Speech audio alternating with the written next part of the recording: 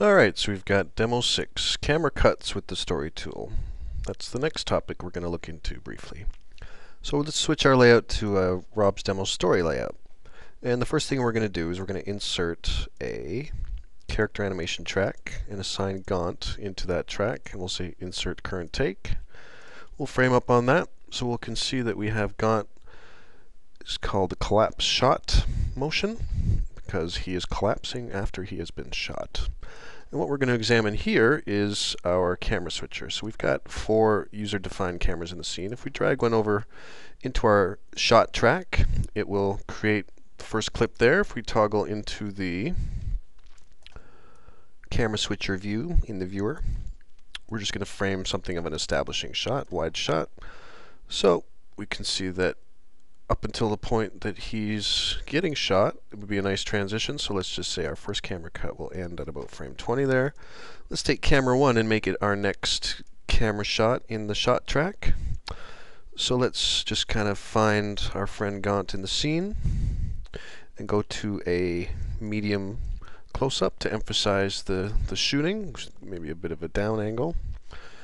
And something framed up about like that, so it emphasizes that we go from establishing shot, he's been shot, and now we're going to want to carry through as he falls. So maybe at the pivot there of the fall, let's just stretch this camera clip out to frame 52 there, and then we'll say on camera 2 we will be our next active camera.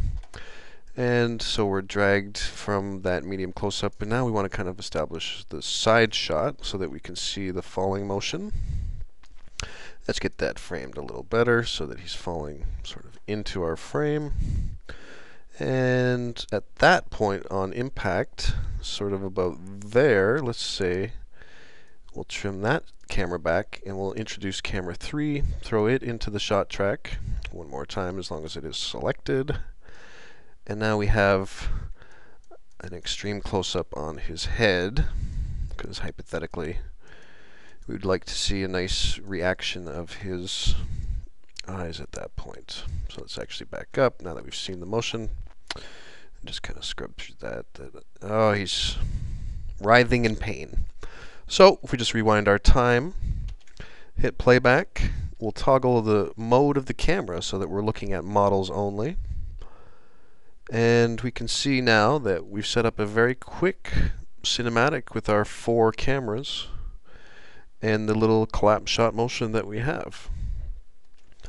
So there's something else that we could do, is the notion of having time discontinuity. If we toggle time discontinuity on and we toggle into the edit mode of the story window, we see that we now have 2 timelines.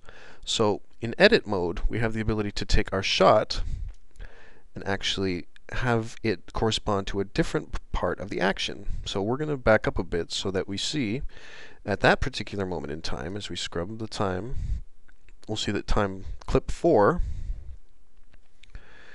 even though in the edit timeline, right up here in the top, will change to camera 4 at this point, it will in fact in the action component will jump backwards in time so that we can see the overlapping action. So let's just scrub through that so you can see that the time does a little jog there, and so that it helps us time out our overlapping action a little bit better.